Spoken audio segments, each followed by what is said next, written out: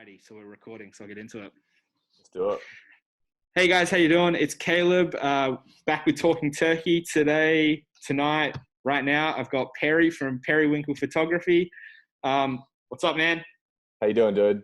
You're actually this side on the edit, not this side. I'm wearing my face mask for COVID safety, but I'll take it off because I'm indoors.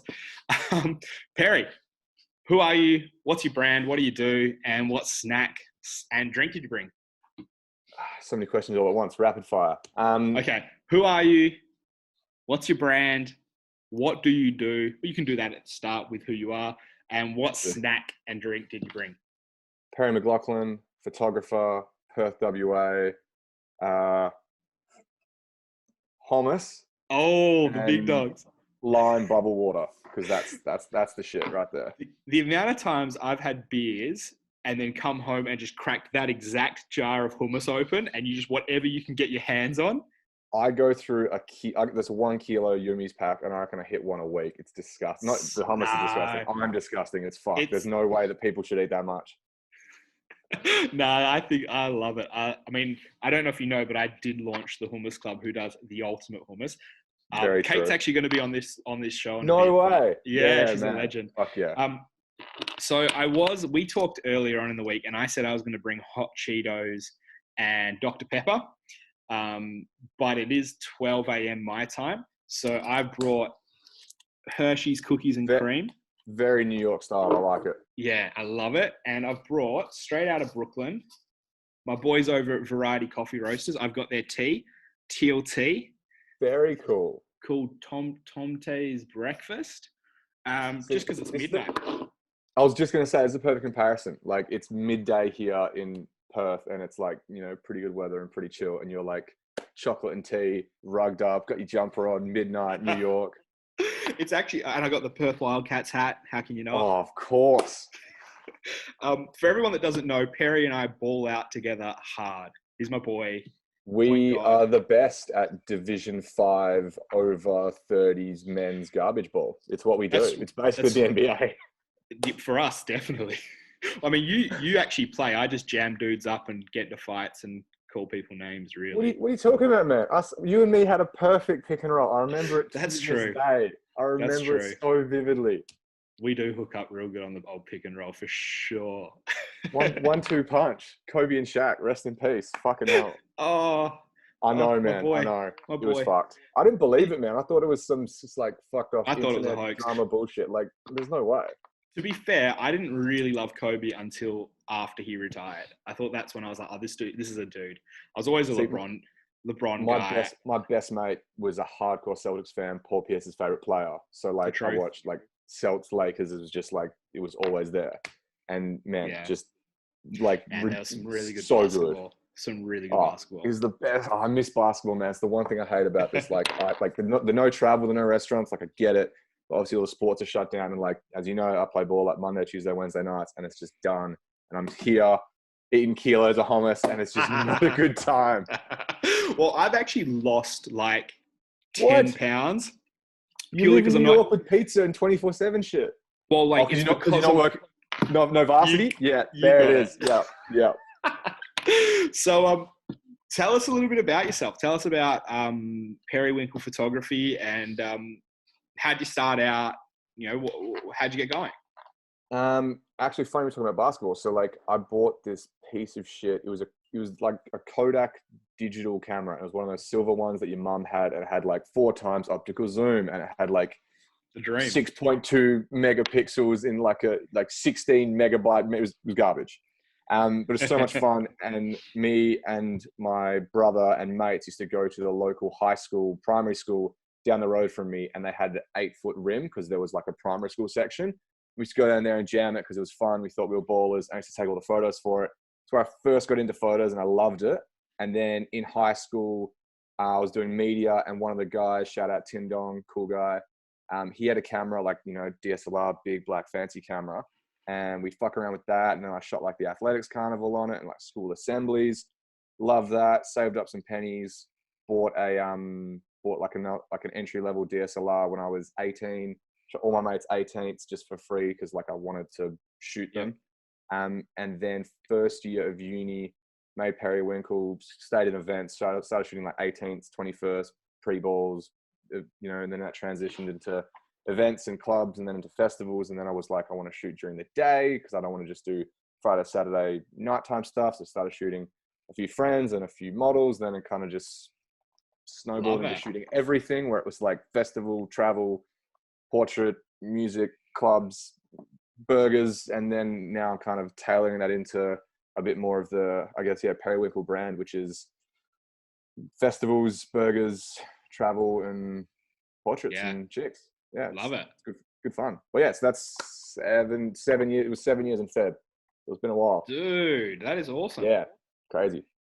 So what made you back yourself? Like, when did you hit the point where you're like, actually, I'm not going to get a normal 9 to 5. I'm not going to work in a studio. I'm going to be a photographer and I'm going to do me. What made you do that? What made you get behind yourself? Well, I was studying at uni at the time. I was studying marketing and management, which was great for branding.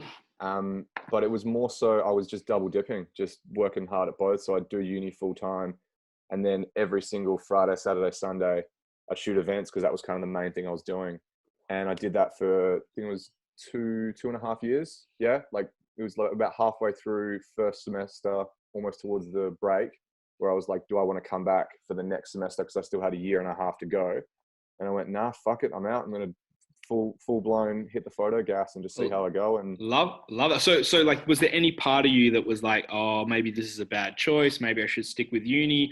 Or do you think like was it like youthful exuberance and maybe a bit of naivety as a kid not knowing what a business was that pushed you into it? Or did you make an active decision to be like, no, I'm backing myself, I'm making this, or I'm running with this? Both. I think it's polarizing. I have a very much A versus B mentality, like pick your plan and go for it. But everything's always well thought out with, options and how it's going to go. So I said, it wasn't like 18, fuck uni, fuck job. I'm going to be a photographer, small business and do nothing. It was do uni, grow it, build it, contacts, networks, gigs, blah, blah, blah.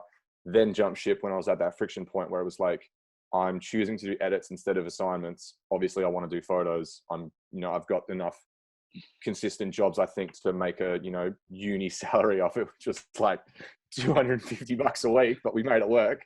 Then it was and then same deal where I was like, do I back myself? I was like, I give myself, so I was 20 at the time, and I was like, give myself 5 years. I'm 25, which is ironic because I'm 25 now. And I was like, give myself 5 years to do it, and if it doesn't, I'll go back to uni, finish my degree, get a 9 to 5. I've wasted, like not actually wasting, but just I've gave it a shot when I was younger, and if it doesn't work, then I can, fall on my sword. I love that. So there's so many people that I know that came in because funnily enough, I actually used to shoot friends 18th, 21st. Yep. I mean, I'm nowhere near as good as what you are. I did photography. I promise you, we were the same level back in the day. I promise you. Don't you worry.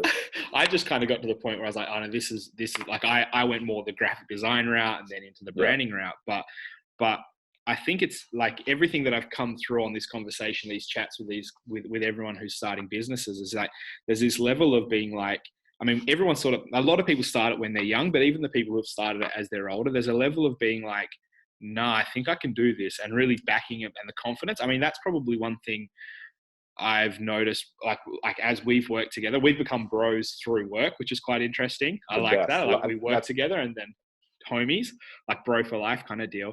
But I always loved how you carried that confidence. You backed yourself. There was nothing that was ever too hard. And I think that's probably something I see in a lot of entrepreneurs. So, I mean, it's cool to see that you carry that as well. I mean, it's just pretty badass. I mean, you've got to back yourself, because back in the day, I mean, if you didn't, no one would. Like if you were shaky and flaky and like, I'm not really sure, whatever. Obviously, like, you gain experience, you start out like that. But if you keep that, then no one's going to book you. Like you've got to know your shit and back yourself. So when someone says, hey, there's this cool job, you got to go, fuck yeah, I know I can do it. Yeah. Or you go, you know what, I don't think I can do it. And then choose the jobs where you can nail, or baby step your way into it. So, like second shoot for someone for a wedding, or like crack into like shooting piece of shit gigs at the Rosemount, which is a Perth venue, which is actually really good. I just mean on a small scale. But yeah, just like, build yourself up. So anyway, I love that. I did the same with modeling. Like I shot a mate who, I didn't go straight into agency stuff where it's like, hey Vivs, hey Chads, let's work together, blah, blah, blah. It was shooting friend of friends who were just, a normal whoever. and then one of their friends was a model, and then one of theirs was agency, and you baby step your way up, and that's the only way to do it, I reckon. It's funny that you say how like you back yourself and I actually remember I got a graphic design job, or when I learned that is I had a graphic design job and I had someone hit me up and be like, oh, can you do XYZ? And I was like, oh yeah, I probably could work out how to do it. Here's my email, hit me up if you want to go with it. And they were really keen when they were on the phone, but then I never got an email. And I was like, oh, I didn't I probably should have just said I could have done it and worked it out as I was going. And so ever since then, I've just sort of been like, yeah, definitely could. I mean, we ended up pulling, a business partner of mine ended up pulling like just short of 40K job purely based on a phone call that I had no idea what we were doing. But I was like, yeah, no, I can do user experience design. Let's roll with this. And I have a completely different flip. Like mine is the exact opposite, where it's like, example, like, hey, Perry, I want to shoot gel strobe studios. And I'd go, yo, I've never done that. Pretty sure I could do it, but like, I've never done that. Like, let's give it a crack. You like it? Sick. You can, we'll figure out a rate that's like if you don't like it, you haven't cooked your budget. And if you do, it's happy days.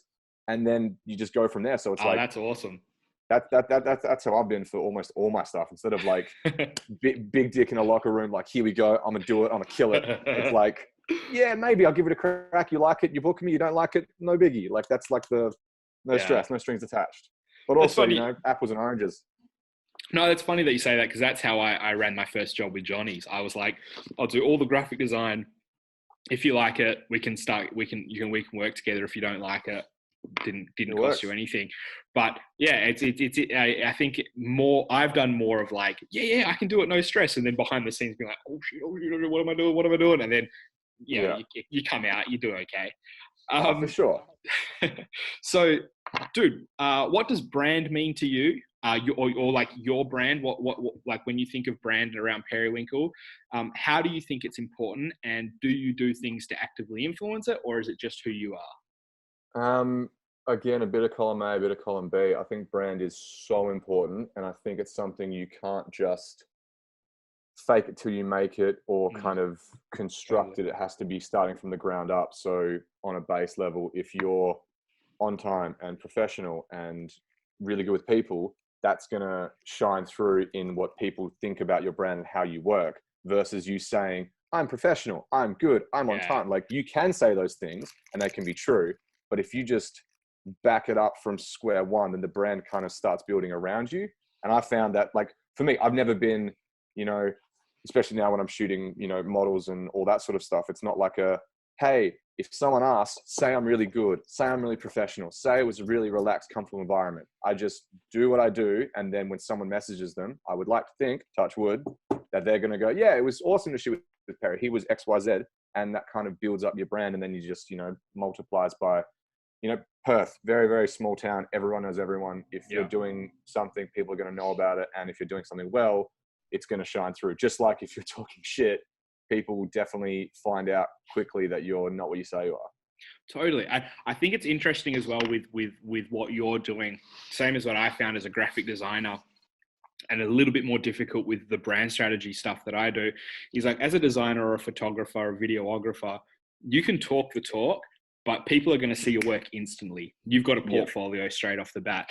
And I think for you, it's, as a business owner, the way I see it as sort of a brand guy, is I look at it and go, your brand is what you're known for on a personal level. So people get Perrywinkle, they get an idea of it based on your portfolio and how you write and what you talk about. You're very colloquial. Like, even if I didn't know you and I read you and looked at your stuff, your posts, I know that I'd be easy to connect with you. You're down to earth. You're easygoing. But then when it comes to working with you, you rock up on time. You got a positive attitude. You work your ass off. This is all stuff you can't write in a brand story, but it encompasses 100%. Who you are as a brand. Where I think what I find interesting is, or what I think will be interesting is, and you and I've talked about this on personally a lot, is that when you go to upscale, you're afraid, in a lot of senses, to upscale because you can't trust other people to be as good as you. So is that could always be something for you that's worrying, to keep your brand pure, to not have people that match you? 100%. When you're a one-man band, you do it your way. I mean, and you can put your money where your mouth is, because there's just less links in the chain, where if you say, I'm going to do this and you're going to get this value, you're going to get that, because there's no hoops to jump through except me. Where if you have, you send out person A to shoot it, you send it to person B to edit it, it gets lost in translation from brief to edit. Like, there's just so many things that can go wrong. And obviously that's, the struggle when you're trying to scale this stuff, but it's also a necessity. But I've definitely struggled and tried to fight it for so many years. And honestly, only the past few months have I been starting to be like, okay, work, like, and this isolation Corona stuff's got me, a bit more relaxed and into a nice, figuring everything out for the future, not just go 0 to 100 that I've been doing for the past 20 months, where it's travel over 3 weeks, shoot, edit, travel, back, forth. So it's been good to like reassess and try and figure out, you want to keep that single, one person brand, the way you built it, the way you like it, and you want to put that into all of your shooters, but you got to do that very, very carefully, I find. Otherwise it can go downhill real quick. It's quite interesting, because when we used to have our chats, I was like, oh, scale, make more money. But in recent times, I've had a lot of conversations with other entrepreneurs, and so this is going to be a bit of a mind blower for you, because where I come from normally, we can sometimes fall in the trap of wanting to be big. We can sometimes fall in the trap of wanting to be, the big dig, have everything, where actually sometimes it's better to carve out a niche for you, do quality work that you're proud of, that you can control, and make enough money for you to be comfortable, for you to live the life that you want to live. And at the same time, being able to, like, sometimes there's a fallacy in wanting to be big. Sometimes it's better. 100% agree. You 100% would lose that, what made you good in the first place. So like for me, the way I would stay competitive when I was trying to get jobs was that I was a one-man band. It wasn't hit up Stacey in accounts and then talk to Tom in reception, and then you get the photographer it was like, you're emailing me, you're going to get it turned over, because there's no hoops to jump through and get approved. So if you want something, for Varsity, like the burger joint where we met, the perfect example was like, hey man, like I need something shot today and I need it done tomorrow. And you're like, cool, I can do that because I can do this. I hated doing that too. Yeah, but it wasn't often, and it was always when, again, because Varsity, great business, but it's so big. You got 5 stores now, hundreds of people, like a huge team. Of course, stuff's exactly like that going to get dropped through the link, where it was approved on Monday and then sent to the GD on Wednesday, and then it was sent through photographer brief on Friday, but then it was approved. You got to build a funnel back up to the top guy who wanted to chat, and then all this stuff happens. It's never anyone's fault. It's just that's how businesses are. So sometimes you're going to have we need this done urgently. And because I was a one-man band that didn't have that, I could do it and I could deliver. Where if you hit up a photography agency that had to find a photographer and approve a brief and get their edits, that wouldn't happen. So that was my edge to try and get work, was that I can do this hard and fast and do it quickly and do it well. And then if you scale up, then you kind of lose that a little bit. Totally. And that is the issue that a lot of businesses face. I had a business mentor of mine that once told me, he was like, my business has grown, but he ran a branding agency and or a digital agency, and I used to work for him, and then I was no longer working. We were catching up with coffee, and he was saying, like, my business is bigger and we turn more money over, but we've missed the sweet spot. The sweet spot was when I was there and there was only 12 people working. The amount of money, the percentage of profit you could make, and the ease of making that money was so much more simple than when you've now got 40 employees and all these jobs coming in, and more revenue, overall higher amount of money, but more stress. And is it actually worth it? Where is that sweet spot in what you want to create? 100%. And like you were saying, business mentor style. So I started in events and then started shooting clubs and whatnot. And the big dogs in the market at the time were metric events, which was Power Rats, which was, they had clubs and festivals and events. Shout out to our boy Wombat. There he is. He can drain a 3-pointer. He knows how to run an events company and a marketing agency and a branding agency. That man knows what's up. So exactly that. So back in the day when I was shooting for him, they just had their fingers in so many pies. They were doing 7 weekly club nights. They were doing pop-up events. They were doing festivals. Then they had the Power Rat side that was doing an online mag, a marketing agency, a branding company, a record label. Like, they just had so many things going on.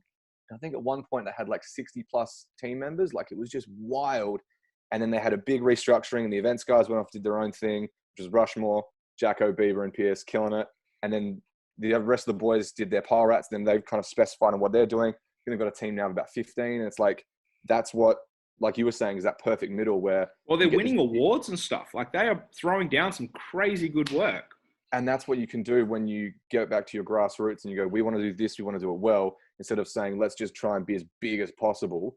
Instead of hitting 50 clients average to okay, not saying that this was them, you would rather hit 12 clients perfectly. And then that's that perfect sweet spot. Well, what ends up happening as well is you end up being known as a specialist. So for those 12 clients, you can charge a little bit more because you know the work, the quality of work is going to be there. Exactly. It's actually funny. This was my next question. Sorry, I got chocolate in my mouth now. I want to eat my hummus and crackers. Go for it. I know it's gonna be like a big like crackle noise in the mic, and it's just you're gonna talk, and all they're gonna hear is. So, I had one video the other day where I'm sitting there and they're like mid conversation. I'm like, Or grab the bag of chips, that little like tin foil rattle. Yeah. So this is going to be the first video, but everyone will know what will happen when those other videos come out. But smash your hummus, you should be gold.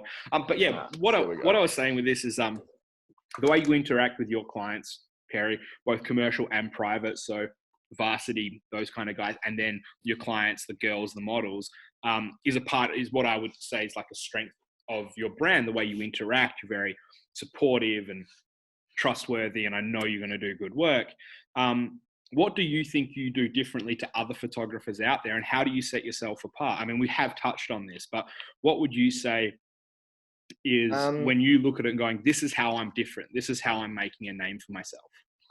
Even with the girls and stuff as well, like how do you shoot them differently to say other photographers?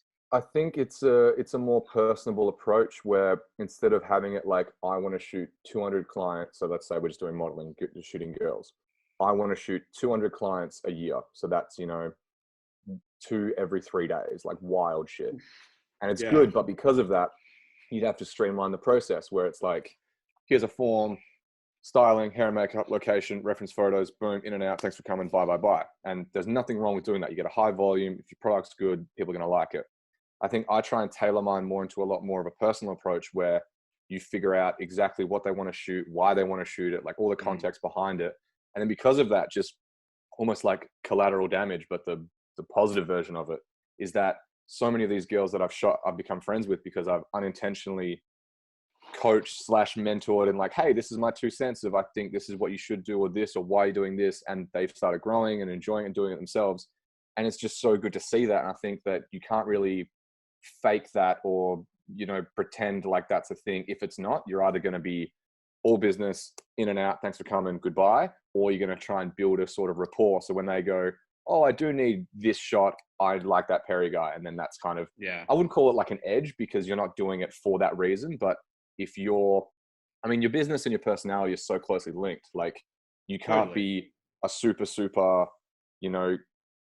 great, awesome, nice guy and then absolute fuck stick on shoots. Like you're one and the same. So that definitely shines through. And luckily I have a very outgoing and personable, personality. So that kind of gels really, really well where I can find that middle ground and shoot people. And again, we're just making them feel comfortable. Like a lot of the stuff you're doing is explicit or, nude shoots. And you got to be like, hey, nice to meet you. 5 minutes later, they're shooting nudes. You've got to be very comfortable and relaxing. So they're, in a nice setting for that. And you can't really fake that sort of stuff. It's more. Totally. Funnily enough, I've got a question about that a bit later on as well, which is there. Cool. You go. Perfect. I actually, as you were talking, I can't believe this slipped my mind. This has ever slipped my mind, and I'm going to post a photo of it. But you shot me in Speedos. In Speedos. Oh, wait. Oh, wait. We talking about the one with everyone? The burger Speedos. Yeah, you shot me. That was Petey, who will be on this show a bit later on, and our boy Alec. Oh, such a legend. Nicest guy.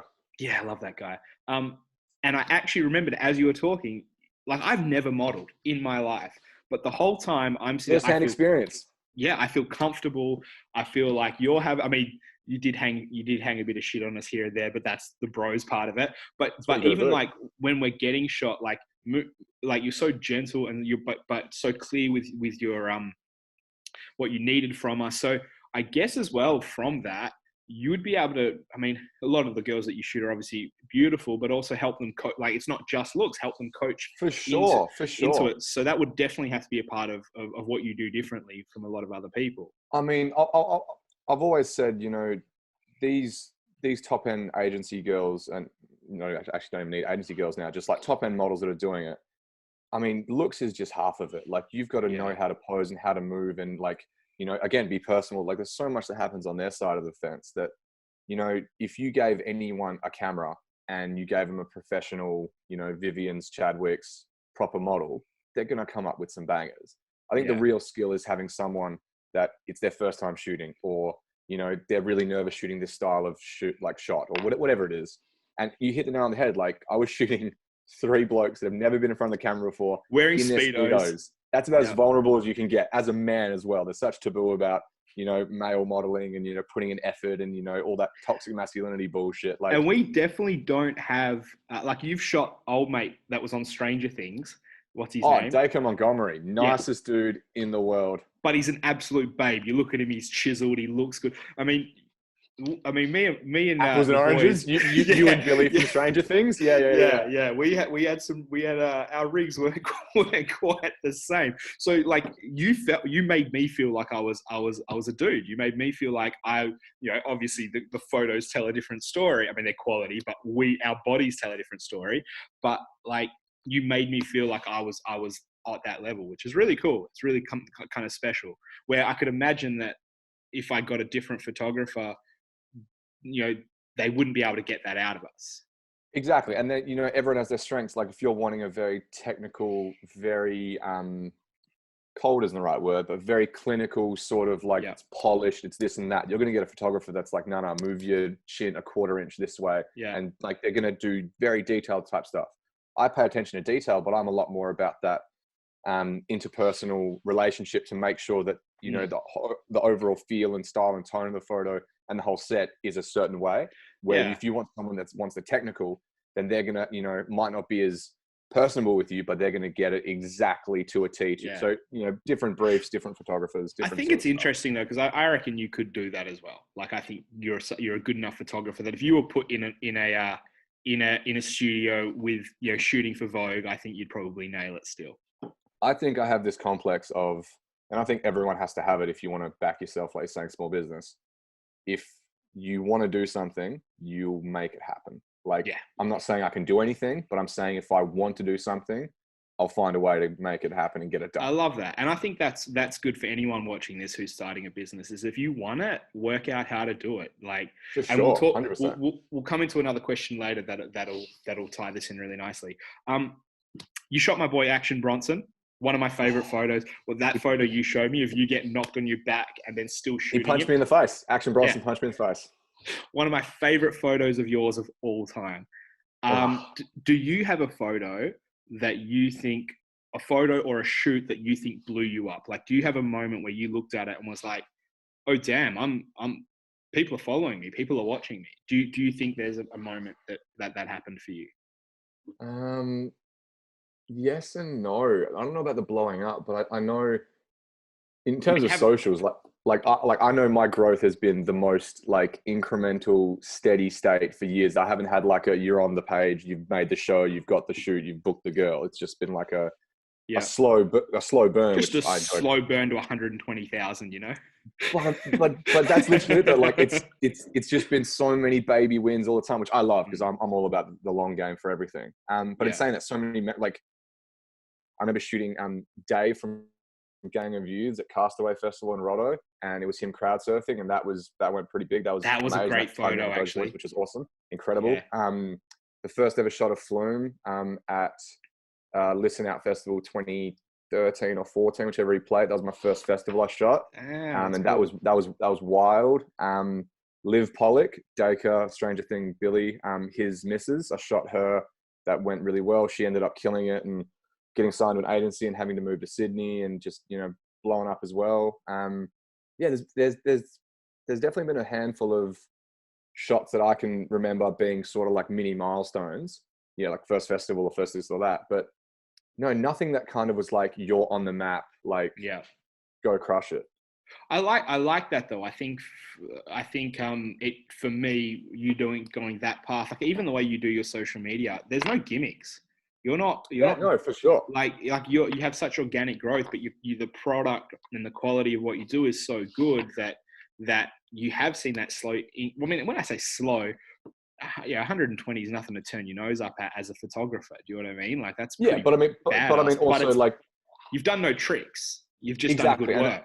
100%. And the only way to do it is like, I mean, you can literally, when I said the Action Bronson punched me in the face, like instantly I thought of like YouTuber clickbait, where like you have like a big thing and like you could have made that blow up at the time if you wanted to. literally like Action Bronson. The actual context was I was in the pit, which is that little like 1 meter. Oh yeah, sorry, I know the story. Yeah, Let's tell this story. I love it. So I was shooting Action Bronson at like Metro's Frio, I think it was, like a relatively small venue. And the pit is like your standard photo term for where the stage ends and the crowd starts, like a little photo pit where media people can run up and down to shoot stuff. So anyways, he was like on the very, very edge of stage, and maybe Metro's it actually wasn't a meter or smaller, whatever it was. And I was kind of like underneath him shooting a shot, and he got super excited and like swung his hand out with the mic being like, let's get going.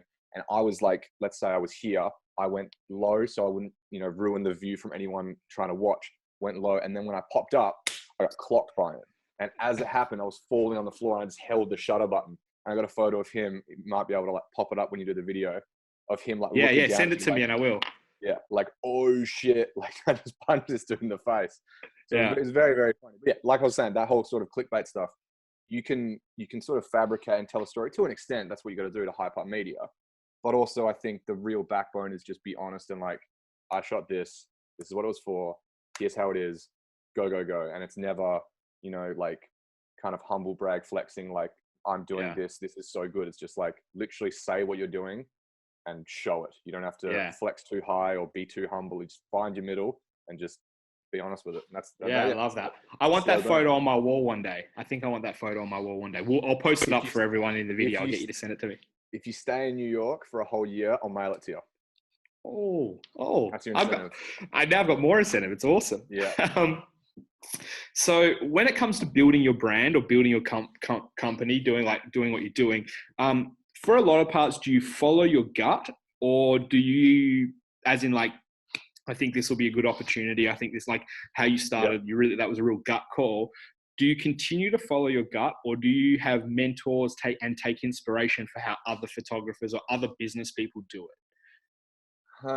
Again, everything for me is like a column A, column B, where it's 100% gut, but also that gut feeling is built on hours and hours and hours of research and figuring out. So like, it's never like on every decision you make or I make is never on a whim. Let's just see how it pans out. It's a well thought out, calculated risk that you just apply to every aspect of your life. And that's literally how I've built every single thing. It's always been that, weigh up the pros and cons. This is option A, this is option B. And then once you do make that decision, no looking back. You're on to the next one, contingency plans, go, go, go. That's awesome. Just keep breaking it down. That's great advice for anyone running any business in any industry is do all your research, learn, know as much as you can. But when you make a decision, make that decision, punch it. For sure. Don't be second guessing. Yeah. Love that. This is a bit of a fun question just for me. I already kind of know the answer, but it's a fun one. What do you got for me? You shoot a lot of girls, shoot a lot of models. Has that affected the way people perceive you when they first meet you? Have you found that that's been okay, I'll explain this. I'll give this a bit of color. When I first met you, I didn't really know anything about you at all. I just knew you were a great photographer and you shot a lot of girls wearing bikinis. And in my head, I pictured you sort of a jock, sort of like I shoot girls. Girls like me. Like that's what I pictured when I met you. And then I met you and we did that shoot for Perth's most expensive burger. And I find out my boy's half Italian, loves NBA, and rolls in wearing Adidas slides. And I think I had a little man crush. I fell in love with you. I'm someone who loves having my preconceived ideas smashed. I don't hold on to them too tightly. I let things go when I meet someone. But have you found in your moving as you've gone along in your career, meeting new people, has the perception of what your work has changed the perception of the way people interact with you? For sure, 100%. And I think you hit the nail on the head, kind of linking back to that middle point you were saying, where you can't really fabricate it, you can't really fake it. Like I can roll through like I'm a professional and I'm in a suit and I'm going to be laid back and chill and I'm going to rock up in Adidas slides. Like I can still be professional. It's not like we had a black tie event and I was being unprofessional by not doing that. My true colors were showing through and you picked up on that. Exactly. But more importantly, it was this, it was kind of this middle ground where people love to make that snap judgment and put, two and two together, but not really in the right way. So for example, like you're shooting, you shoot lots and lots of girls, like lots of models. You shoot them, in somewhat a explicit or nude styling. People equate that nude to sex, to like in that very, not creepy, but like almost taboo, like, sex is like over almost there. almost like a Terry Richardson style person. Yeah, exactly. Like young male photographer, like shoots naked girls, must be a piece of shit. And that's just like an easy narrative for people to figure out. So when I would shoot all these, big Perth events where like the ice cream factories and the Origins and the Pineapple Clubs and all these thousands and thousands, tens of thousands of people events, you'd be shooting them, you'd have your camera and it's like, a big thing with a flash that goes, hey, I'm here. Hey, I'm here. And I've got long hair, which is somewhat recognizable as there's like, a handful of male photographers in Perth that have long hair. So they, have to do the math and go, all right, cool, that's Perry. And they would go and have a chat. And almost always, within 10, 15 seconds, it'd be, oh, I thought you'd be a hell dickhead or like a hell creepy guy. And I'm like, nah, like I'm just me with my camera, like just doing my job. Like, and then you could see it kind of morph in the head where you could tell they had this narrative of their friends, best mates, ex-girlfriend was someone I photographed. And they had to, think I was a piece of shit because that's what it was. And then when they met me, it was like, oh, just like a normal dude with a job and a camera. And that's what it is. And then, I mean, even more so with the girls, like you have so many girls that you shoot that really think that you have this whole, I don't know how to word it. It'd be like this very, very proper sort of brand image around it where like, oh, I can't shoot for Perrywinkle. Like he only shoots these type of girls. And it's like, no, not at all. Like you've built that narrative up in your head from what you've seen and what you've heard. And then 1 minute into meeting me, they're like, oh, like I can absolutely do this. This sounds awesome. And then you kind of break down those walls. But yeah, it's definitely an in-person experience that kind of shatters once you meet someone. It's really interesting because we actually talked about, I talked about it with, I've talked about it with a bunch of people, but how people can sometimes create these preconceived ideas, but don't actually know that you've put all this effort in. You're legit. You've worked hard to get where you are. You haven't just sort of rocked up because you're friends with some girls and some dick that it's not the same as picking up a girl or having a girlfriend. It's actually a proper business where you're actually working hard and you're actually a quality 100%. Guy and it's professional. Like it's the best testament to that is what we were saying before. I love how this all links up. Instead of me saying, hey, everyone, like, hey, girl A, B, C that I've shot, tell everyone I'm a nice guy and it's great. But I guarantee you hit up, 100 of the past girls I've shot, 97 of them are going to go, nicest guy, loved it, best shoot ever, so chill, this, that, this. And the other 3 will go, yeah, I didn't click with him that well. And you go, well, what can you do? And that's that's just how it is. I love that. Cool. So we took, it's great. Perry, I love you. It's so good to talk to you. So coming to the next section, and we touched on it, but a section that I love talking to people about is failure ain't failing. Things don't always work out. We planned things. We wanted things to work. Before you and I even started recording, we talked about some horror stories with our past doing photo shoots and videos and stuff like that. How have your past business strategies or shoots or things like this, failures, how have they defined how you do things now? Do you have any moments where you're like, this really taught me? Or do you, when you fail, do you sit in a hole and be like, I'm quit? Talk to me about failure.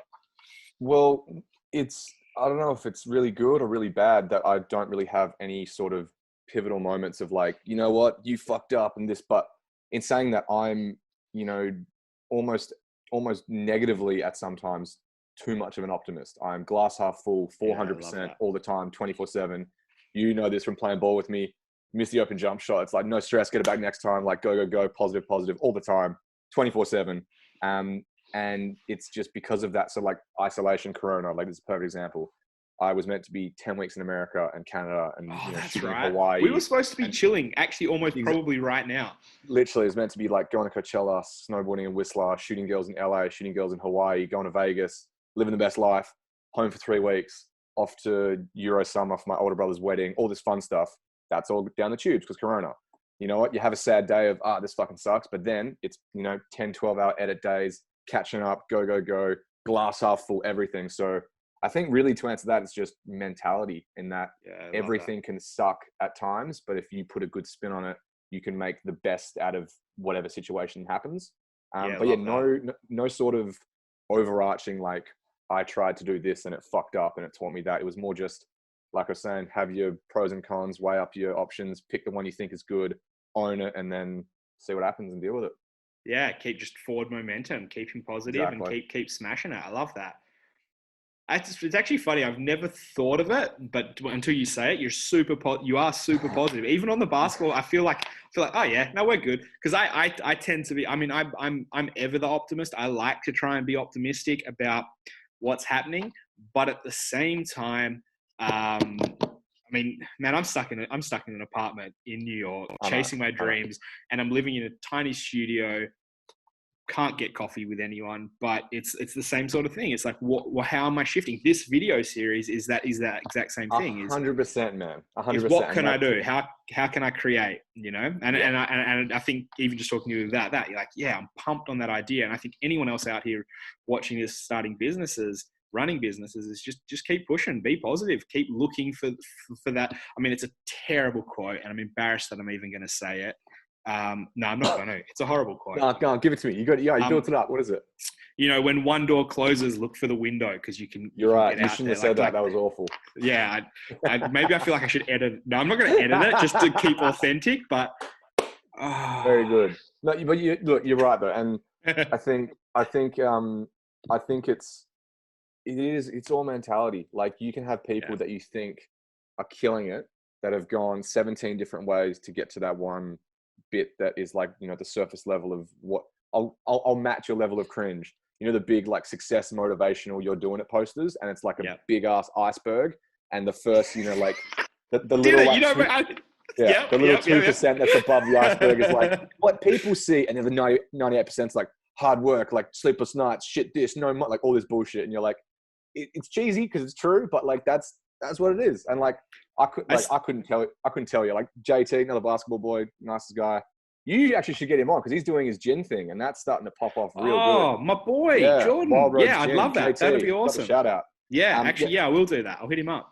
Another perfect example of, like, so he was like one of my best mates in high school, and from 17 to 22, 23, uni life was like, Wednesday night, Friday night, like, come over, beers, piss up, Barbie, hang out, boys, poker night, whatever. I didn't go to like a single one from 18 to 22 because every single Friday, Saturday, Sunday, I was shooting clubs, pre-balls, events, and like eventually they were just like, it's not that we don't like Perry, we're just not going to invite him because he's going to say no. Like, and that's what it was. And that's like the little sacrifices you have to make. But then if you really want something, which is what I did, then it all works out. And then, you live and learn with it. Well, you just answered the next question. X factors. What have you found are keys in finding success, and what would you tell someone coming to you starting a photography business or any business, things that they need to do? We hit one nail on the head there. When you're hungry, you keep working, and you have to sacrifice some things to make things work. Is there anything else you can think of? Photography. I know you get a lot of people hit you up about photography, so you can run that one. But in general, what advice would you give to someone? What are some factors? Just that planning and having the foresight to know how everything's going to unfold, or at least how you think it's going to unfold. So if everything went perfectly, this is the way we're going to go. And if everything goes okay, it's that way. And if everything fucking sucks, you go that way. And like having a backup of a backup of a backup in like a big tree Venn diagram that kind of spurts out all these options. So when shit happens, you're not like caught on the wind, like, what do I do? You get to know exactly where you're going to go. And then just back it up with just obscene amount of hours of work. Just never stop editing, going, hustling, shooting lots of photos. Yeah, but just be relentless in everything you do. It's so cheesy, but it's just wild how how quickly you can learn when you just don't stop doing the one thing you're doing. Like, I think it's 10,000 hours, you become a master. Like, just put in every spare minute and you'll, by default, you'll get good. This is what I tell everyone, like for photographers, by cheesy sort of like, because it was awesome. You'd have people, you know, in the DMs like, hey, I want to buy a camera. I want to be a photographer starter. What do you recommend? And I literally just get to the point of like, just be shit until you're not shit. It's so simple and cheesy, but like, just shoot everything and keep shooting, and you're going to suck and you're going to do a terrible edit of that one. That one's going to teach you this way, and then that's going to teach you about that.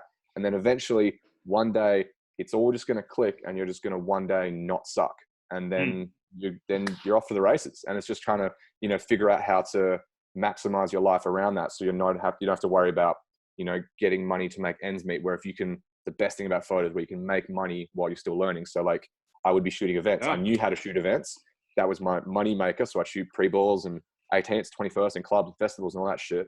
And then I would start teaching myself how to shoot, you know, portraits, daytime model, editorial campaign stuff.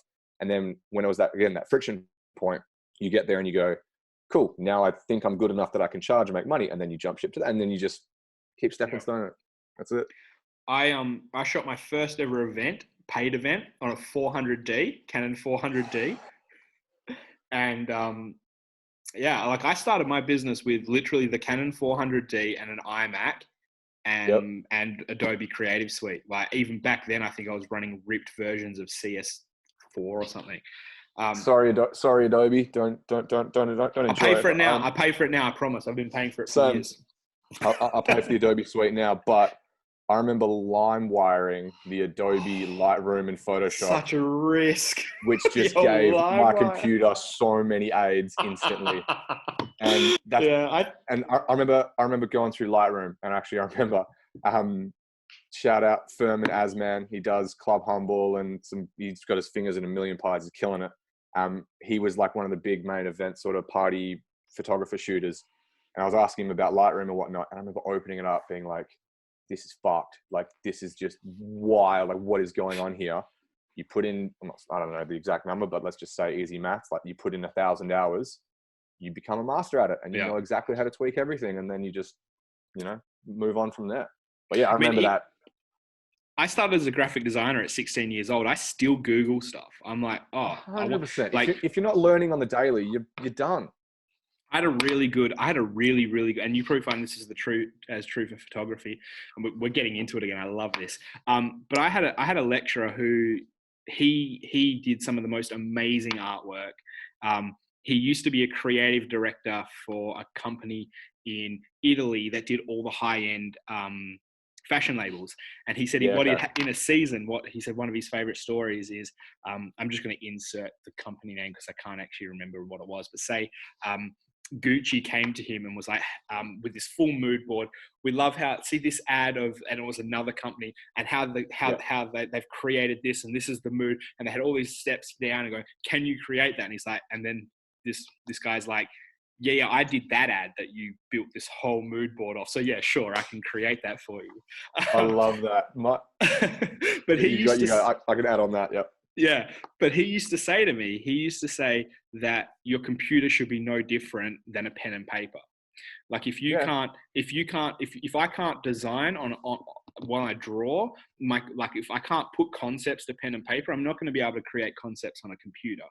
And I think it would be the same for photography. If you can't shoot with a bad camera because you don't know how to get composition and create things, equipment's not going to save you. It's those hours. It's that mastery. For sure. 100%. I mean, that's like this trend right now, which is like the FaceTime photo shoot, which I don't even know how to feel about, because that's like put a model in a computer on her phone or laptop, wherever she is, and you don't shoot it. You don't really pose it. Like, she's doing the posing, the angles, and you're like screenshotting it and like putting a, you know, grainy film-esque filter. I understand there's still some elements you can do, but like, I also think that just goes to show you can still make something that's still quite aesthetically pleasing, and you had literally zero budget technology. Like, your camera and your tech should never ever hold you back. Like, that's true. You should be so good. And that's why the birth of all, like, you know, we're about 3 years late, but all the influencer stuff, like these, you know, girls and guys and everyone that would travel the world with an iPhone a little gimbal stabilizer for it, maybe, and they'd be making hundreds of thousands of dollars killing it by shooting on their fucking iPhone. Like, it's never been about the tech. You should know what you're doing, and you should be able to do it with anything you pick up. I'll have to like, I can't remember off the top of my head. I'll just put a little, I'll Google it and then put a little thing under here. But there was a filmmaker who ended up shooting a whole movie on a Samsung Galaxy S9 to prove that to make a good movie, it's all about the storytelling and about the mood, not about the quality of product that you use. The equipment that you use. That was, I think that was about a year ago or 2 years ago. They shot Time Magazine's main cover photo thing back when they were still relevant, and it was on the new iPhone 10 or 8 or whatever. And of course, you had perfect lighting and you had the diffusers, you had all the shit to make it bang on. But like, it just goes to show that like right now with how good tech is, it's never ever going to hold you back. You can get middle entry level garbage shit and still absolutely kill it. Yeah, I love that. Yeah, that was a real tangent. I got inspired. Yeah, I loved it. That's right. The little 2 cents. Yeah. So like you were saying, you know, your mate did that, so you can do that. I get such a immense sense of pride when someone wants to book you and they're sending you. So like a girl wants to book me for a swimwear campaign, and she's like, "Oh, I'm going to get this model, and these are the reference photos." And like 7 of them are my photos, and I'm like, I can do this because I did that. So like, that's my photo. 1A, 1B, like I got you. Yeah, I love it. And just the humble brag, not even like the heavy flex. Just be like, I probably could produce something like that because that is mine. But yeah, sure, I'll do it. Exactly, 100%. All right, my man. Well, we've been here for a while. I love it. It's good. We got real good stuff. It feels like it's been 5 minutes, man. This is wild. We can talk so much shit. It has. No, I think it's good. I think I'm pumped. This is exactly how it's like. Episode 1. It's episode 1, so it's a good episode. I'm glad. Let's do the wrap up. What's in the pipeline? Shout out, promote, talk about what you got, and we'll sign off. I think Club Winkle is my big one now. So Perrywinkle was like myself, the big sort of brand and photos and media and all the bullshit. Club Winkle has been just over a year. It's about 13 months last week, I think. That's my new sort of venture. Thank you.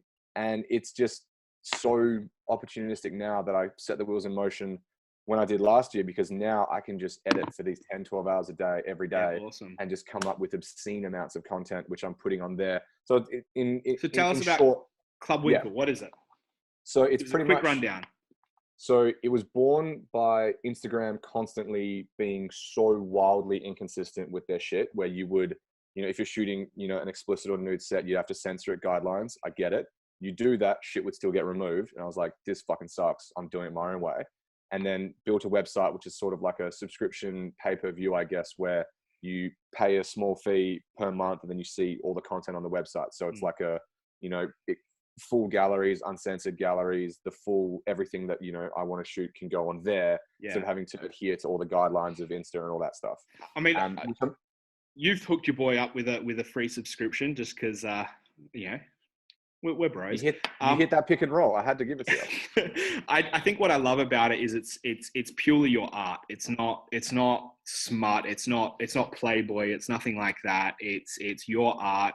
You working with amazing models and doing really good work. It's not this it's not an OnlyFans or anything like that. I was just going to segue into that, where like now it's almost so common with this with like the kind of surge of like bringing the power back to the individual, which I love, because it was back in the day. It was like, you want to be famous? Like, I am the agent who knows the 5 magazines that'll get you famous. Now it's like, fuck all of you. I'm doing it myself. I'm getting paid myself. I'm running my I love that. Your own little marketing company. But OnlyFans has brought that into light, where now it's so common with people like, oh, like there's 3 photos and they're censored. I want to see all of them. I just pay and then I go over there and I see them. And it's like, well, there it is. And that's OnlyFans is kind of, mainstream. I was listening to the bloody top 50 on Spotify, and one of the songs was the main TikTok song, and that's been going around for a while. I can't remember what it is, but Beyonce's done like a cover with her, and she mentions OnlyFans. So like, oh wow, it's gone that far up mainstream that Beyonce's dropped a song with the latest TikToker song trend thing and dropped OnlyFans. Like, it's just so acceptable and common. But yeah, anyways, off on another tangent. Club Winkle. been putting in so much effort into it because I can't go anywhere and I'm here to edit. So there's just an obscene, like 2,000 plus photos as soon as you sign up. It's So wild. cool. Yeah, and it's great. So it just keeps me on track as well. Every week, fresh gallery. Really fun to creatively flex my juices. Instead of saying, who wants to book me to shoot this really cool theme that I want to shoot? I can go, hey, you that I like to shoot, I want to shoot that theme. Let's do it. And it's awesome. Yeah. And then you just got to post the photo of me and the boys in the Speedos. Really cap it There off. is never going to be enough money or audience or people for me to post that photo. No way. I would go from 100K Insta to 1K in a post. It would just plummet. Oh, I love it. All right, bro. Well, we'll call it a day on this one. Thanks for being on the show. Number one. My pleasure. I'm loving Thanks it. for waiting up for me, man. 1 a.m. your time. Like, you're a weapon. Yeah, no, thank you. And we'll definitely be in touch. But yeah, love it. All right, bro. Take it easy. All the best, my man. Talk to you soon.